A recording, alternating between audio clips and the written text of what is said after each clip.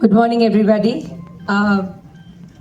Thank you so much. It's the first day of the festival. This is the first session, and you all have come in full strength. So, one round of applause for this amazing audience. Thank you, friends. I'm in August company, very solemn people, also very happy and solemn people, with all these lovely, achievers and people who believed in equality in equal measure all their lives. Also, as a festival, this being the first panel of the first day of the International Film Festival of India, Goa, is also a message. And through the course of this talk, this narrative that we wish to inquire, safe spaces and women's safety in cinema, you will realize that what the message is and what the festival is trying to exemplify by doing this on the first day. So, without further ado, let me first start with Suhasini ji. Iconic in her work, one of the first women cinematographers of India. You've of course seen her work, you've seen her as an actor, as a producer, but also remember she was the first voice of women behind the scenes as a director or directress of photography. Am I right? So Suhasini ji, this year has been a lot of conversation about our cinematic spaces safe for women. You are iconic. Everybody has seen the kind of work you've done over the years. Also, you're a part of a committee which unraveled a very misfortunate narrative that happened, in the country a while ago. Give us your initial thoughts on this.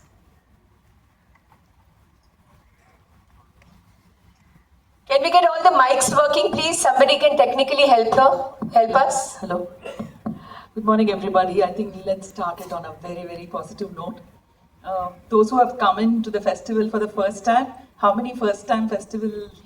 Wow. Whoa. It's amazing. I just want to share how it was for me 43 years ago. I was a first-year student in the Adayar Film Institute, which is the only film institute in South India at that point.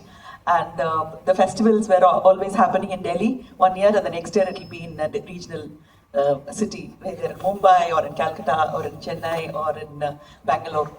So I was there going from one venue to Vigyan Bhavan, and I saw this tall man standing there, and I got up and I offered him my seat. Guess who that tall, wonderful, one of the best filmmakers, probably the best filmmakers in India was? Any guesses? Satyajit Ray. Yes, it was Satyajit Ray. And Satyajit Ray, I had goose flesh, and I was just looking at him, and I offered my seat, and he said, "You can see me standing on my legs, so I'm perfectly fine. So you go ahead and you sit." He told that to an 18-year-old woman, girl. I didn't think I was a woman or a girl at that point. I was somebody who was passionate about cinema, and even today, I think that's the way I behave. That is how women should be who are in cinema. I don't think you should put too much of this thought into your head that I'm a woman, I'm going to be looked at differently, at place of work or the characters that I'm portraying or in my, the way I work. I don't think that's how it works. We all are first human beings, then we are women and men, I want to start on that positive note. When I started as a 17-year-old, there were 150 boys, as I told you. And you were the only girl in the class? I was the only girl, and I was the only girl who had more than 5 rupees in my purse. So I was like, all the boys were after me, not because I was a woman, I had more money than them. I could buy tea and coffee for them. I'm thankful to those 150 boys because I'm a confident person today, thanks to the way they treated women in their teams. Thank you so much for that. And, Bhumi Pednekar with us. Let's welcome Bhumi Pednekar. You saw her host a beautiful opening ceremony yesterday, and welcome, Bhumi. Khushboo. How many people remember Khushboo ji's film as a child artist? And do you remember the name? Which one? Kartavya. Can you imagine? Meri Jang. Dard Ka Rishta was my last one. Dard Ka Rishta. As a child actor. Right. So, we've all seen Khushboo over so many decades blossom from a child artist to an amazing youngster and to a formidable woman with so many voices today. Also somebody who stands up for equality at the workplace as far as women in cinema is concerned. What are your initial thoughts on what we are here to talk about today? Hi, good morning, Vanakkam. I think I would just voice what Suhasini ma'am said. I think born into a very, very conservative Muslim family with 3 brothers older than me, being the last in the family, how the atmosphere would be at home. But fortunately for me, I have a mother who is just 4 feet tall. वो कहते हैं ना, बड़ा धमाका छोटे packet में. That is my mom, and I don't think she ever differentiated between me and my brothers. If my brothers were allowed to go out and play on the streets, I was equally allowed to go and play with them. So I think that's where it, set in my mind that it's perfectly fine for me to be out on the streets playing with the boys and doing as equally whatever my brothers do. And I think when I came into cinema, I worked with these stalwarts where I have seen how they equally respected women. I very clearly remember an incident. I was shooting for a film called Desh Premi, and you had Hema Malini ji and senior Mr. Bachchan. And the minute Hema ji came on the sets, it was not only Manmohan Desai or Ketan Desai who stood up and said, "Good morning, Hema ji." It was including Mr. Amitabh Bachchan who stood up and said, "Hema ji, good morning." So, those kind of things stay with you, that how men treat you.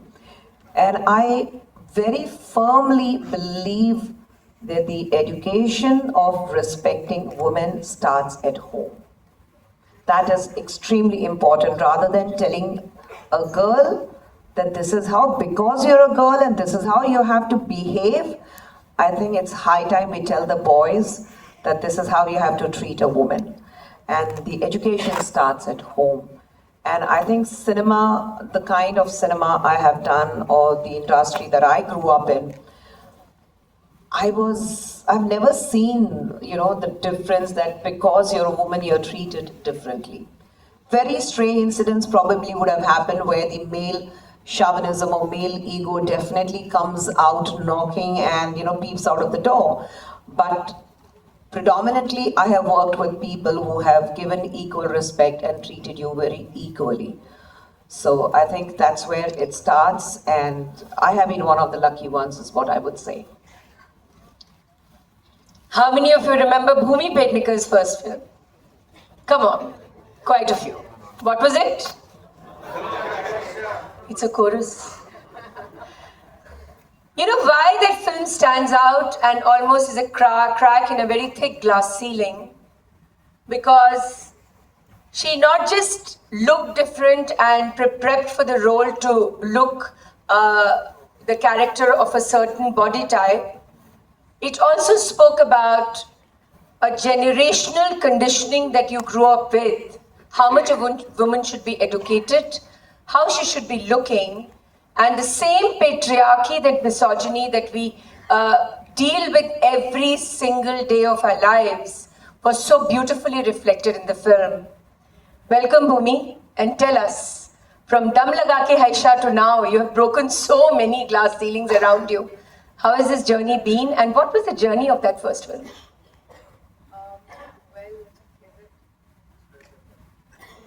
Hello.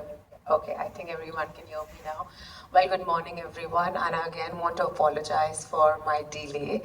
I'm going to complete 10 years next year, and thank you so much for such a heartwarming introduction.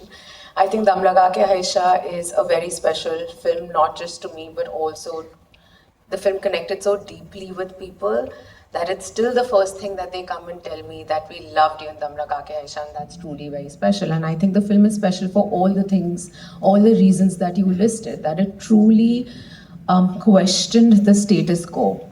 And I think through my work, I'm constantly trying to do that. I remember before, like you, ma'am, I'm also born in a fairly liberal family. It's just my sister and I, but we were never told कि तुम्हें बड़े होके शादी करनी है या this is not like your permanent house, etc. We were always told, we were instilled a lot of ambition and drive in us. We were always told, okay, what are you gonna do? What are your career goals? What are your ambitions, etc. So I did not realize that there was such sexism in our society till I actually stepped out. And now it made sense when my father was completely against the fact that I'm going to enter the films. क्योंकि वो तो अपनी वो सोच रहे थे कि मेरी बेटी को मैं कैसे इस दुनिया में भेज दूँ, लेकिन ये दुनिया इतनी खूबसूरत है जो मुझे मौका नहीं मिला उनको ये बताने का, but I'm sure wherever he is, he understands it, that even though he sent me into the big bad world, I feel very, very protected because of the people that I worked with. Again, like you said, I had the fortune of working with co-actors, filmmakers, producers that created a very safe environment around me, and I hope to do the same within my ecosystem, because that's the only way you can bring about change, right? The things that you have faced as individuals, if you put the same conditions onto others, then you're not really changing the cycle of conditioning that has gone on for decades and generations. Even when Dum Laga Ke Haisha happened, I was so pleasantly surprised because I was like, okay, here is a Hindi film heroine in a Yash Raj movie who is not going to look like any of the girls that they have cast in their films before. Because I grew up looking at women and I was like, okay, I don't look like them, so how am I going to become a female lead? And that's all I wanted to do. I wanted films around me. But I fortunately became an actor in a time where the way I looked was secondary and what I gave on screen was primary. And I'm so, so fortunate to have had all these opportunities and just the platform. Thank you, Bhumi. Imtiaz is very special. He's not just special because he's only the other sex on the panel, being a male, no. Imtiaz and I were in college together, so I've literally grown up. He was one of my first directors in the theatre. And what stands out about Imtiaz is that his films are about women who are very empowered intrinsically. You look at a Jab We Met, and that whole journey till Amar Singh Chamkila, you see women who are subtle and nuanced, and yet they are so powerful, and they represent what Bhumi just said, women who are everyday and have strengths. And he's never scared to tell those stories. So Imtiaz, why are you so different? What happened to all the men around us, and then there was a Imtiaz Ali, full stop. Good morning, everyone. Can you hear me loud and clear? To begin with, I must say that everything that these wonderful ladies have said before me is also valid for me. But if you ask me this question, I feel like I should say a few things. One of them is that as I was growing up, I saw a world around me. I saw my mother, my relatives, neighbors, etc. And then I saw cinema. And I saw these beautiful women and men on the large screen, and they would behave in a certain way. And I felt my life and the people that I see is a little different from how it is in cinema. When I became a filmmaker, two things happened. One is that I was writing what I've seen in my life. The kind of women that I have grown up around. In my house, for instance, there would be a power battle between my father and mother, but that is between two individuals, and each one had an equal chance of winning that fight. There was no gender there. My mother is very intelligent. We were always a bit like sad about the fact that she would catch us everywhere. And all the women that I grew up in my life, my sisters, my friends, teachers, were very smart. I don't think as a kid I thought that men and women are equal because I was always more attracted to women. That was very clear. So they were a bit special in that way. However, there was no question of unequal dignity. Then I came into, I've had a journey, I've been in a small town, I've been in a large town, I've done theatre in Delhi, then I came into movies. Believe me, the film industry in Bombay is remarkable for the way it treats its women. You know, down to the core, if there are 200 people working in a unit, and I feel that, you know, there are ladies over here that can either support or negate my view, but it's a very safe space for women, per se. I, as a man, have noticed this. For instance, I'll give you an example from one of my movies. There was a shot in Jab We Met where just a lighting had to be done, ma'am. And so the cameraman said at the last moment that, oh no, I need a light there. And I need a little cut or whatever. The shot was of the top berth. So the girl had to go and sleep over there. And she's mumbling in her sleep. At the last moment, he thought he should put a light. Before that, he was not putting a light on top like that. So Karina was lying down over there. So I said to Karina that, come down. You know, let him finish. This guy will come and he'll light up. Now, Karina is a kid of the film industry. You know, she knows much more about the ethics of films than even I do, film shooting at least. She said, no, I'll just keep lying down over here. They will come on the berth and they will set the light and they will put the cutter. Now, 3 men are like standing on the lower berth. She's lying on the top berth of the side thing and they are doing the light. And I'm looking at her and I'm saying, Karina, you sure? Yeah. She didn't understand what my problem was. She said, Abhi kaun utrega, chadega, main idhar hi theek hu. You know, and I was like, wow. Do you just realize what he just said? That how safe she felt with 3 lightmen hovering over her, you know, lighting the shot. And there are like countless situations I've seen where we light women up, where we are shooting. These boys, and most of them are men in the unit or in the cinema unit that are lighting boys and, you know, property people and all. Now, progressively more and more girls as well. But at that time also, nobody looked at a woman wrong. There were so many times when they got the chance to. And I always note that. But they wouldn't. Like the general mass of the people in the film industry in Bombay, unfortunately, don't look at women wrong. Why I say it is unfortunate is because of what has happened recently. You know, all of this scandal happened and I'm like, it's really heartbreaking, you know. Yeah, Sorry, yeah. you know, I would like to add with what Imtiaz said about we feeling safe. You know, you have these vanity van cultures now.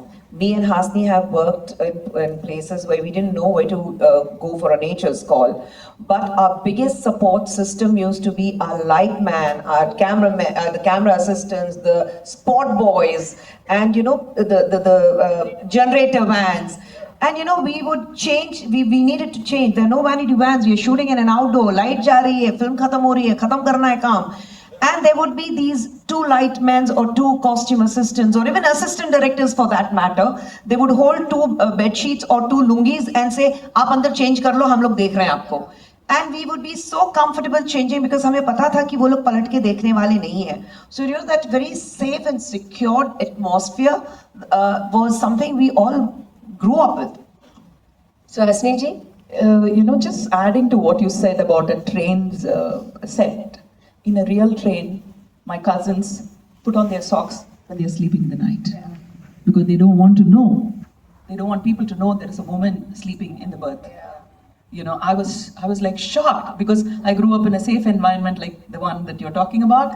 And then my cousin who travels from one city to the other, She says, I don't take off my socks because I don't want anyone to know that there is a woman sleeping in the berth. So, Bhumi, Yes.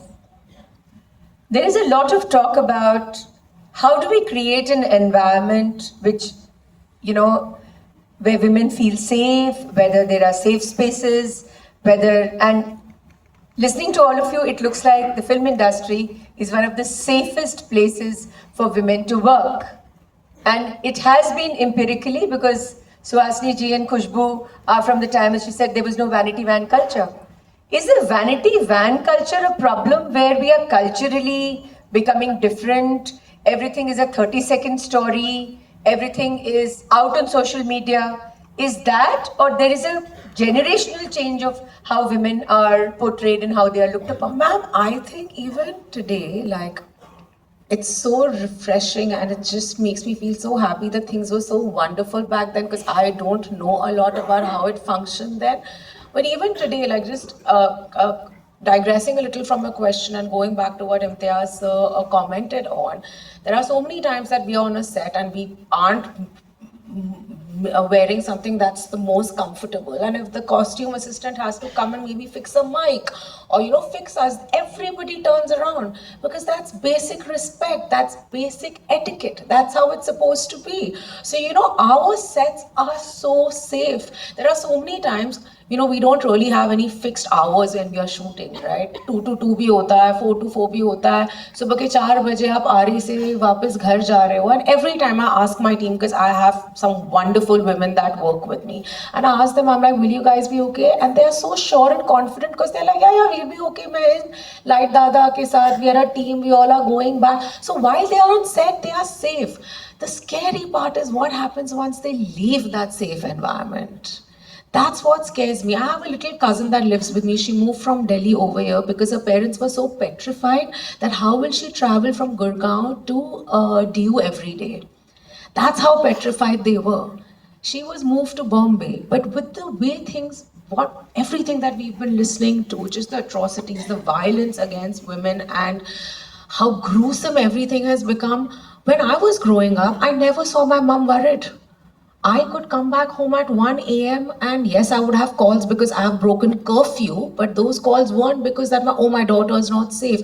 Again, maybe being born in a city like Bombay is major privilege, but I always felt safe. But I don't feel like that about my younger cousin that goes now. Like post 10 o'clock, I'm like, okay, will she be okay? Like the rules are so different. Like she is growing up in a different world than I did, and we are 8 years apart. It's not as much. So I just feel like it's so unfair. And again, sorry, I digress, but coming back to your question, I don't think vanity culture is the problem. I feel like why shouldn't there be comfort? The fact that there wasn't a place where women or even men, where people could go to the bathroom is not okay.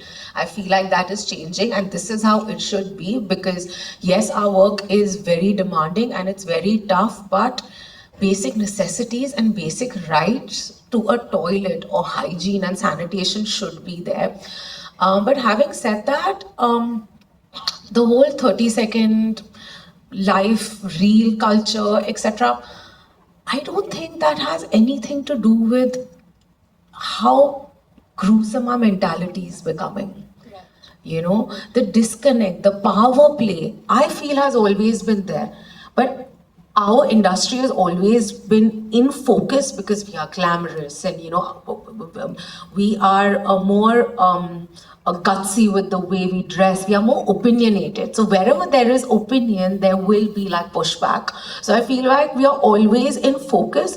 But if I kind of step back and I see, I'm like, no place is safe. No work environment is safe for women. Our environments are very safe. I think the conversation should be with everybody in this room. We all have family members that are not within the industry. What are we doing for them and for their environments to make sure that there is some kind of safety and protocol that is maintained? See, there is a difference between other industries and the film industry, because in other industries you go to work and then come back home. But what happens with films is that about 200-300 people move to a new place and they live there as a family. Sometimes there are lines that are crossed, willingly, unwillingly. we are talking about lines when it's crossed unwillingly. That is when I think it's very important. So in a unit, in a normal unit, because we are all producing films and we are watching